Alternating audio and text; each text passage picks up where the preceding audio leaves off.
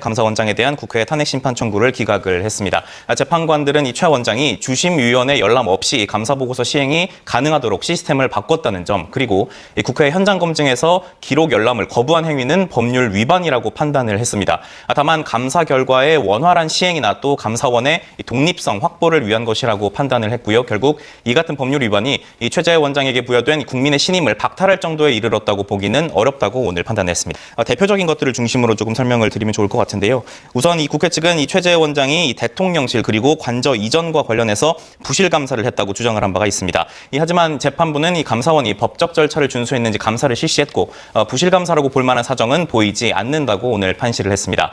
또 국회 측은 탄핵 심판 과정에서 대통령실 관저 공사업체 선정 관련 감사를 이 감사원이 실시하지 않았다는 주장도 추가를 한 바가 있는데 재판부는 탄핵소추 의결서에 적시가 되지 않은 사유인 만큼 더 나아가서 판단을 하지는 않겠다고 밝혔습니다. 그리고 이 감사원이 전현희 전 국민권익위원장에 대한 이 표적 감사를 했는지 여부도 큰 쟁점이었습니다. 헌재는 사실상 이 표적 감사였다고 단정하기는 어렵다고 판단을 했는데요. 권익위원장 개인에 대한 대인 감찰뿐 아니라 권익위원회의 행정사무에 관한 감찰도 포함되어 있어서 권익위원장의 사퇴를 압박하기 위한 감사였다고 단정하기도 어렵습니다.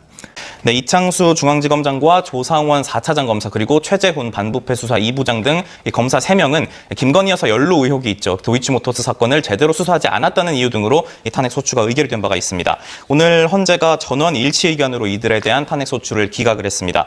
일단 헌재는 검찰이 이 김건희 여사를 제3의 장소 대통령 경호처 부속청사에서 조사한 것은 재량권 남용이 아니라고 판단을 했습니다. 현직 대통령 배우자 조사인 만큼 경호상의 어려움이 있을 수 있고 이 때문에 부당하게 편의를 제공한 것은 아니라고 판단을 했습니다.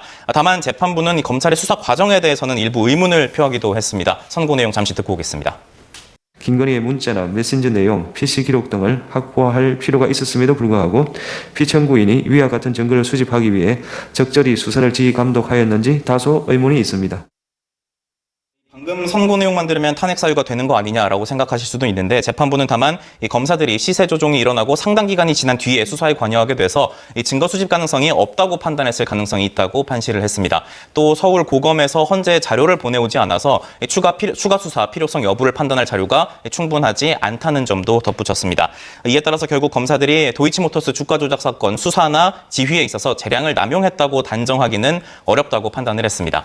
이와 함께 검사들이 브리핑이나 또는 국회에서 사건 관련 허위 사실을 발표했다고도 볼 수 없다고 밝혔습니다.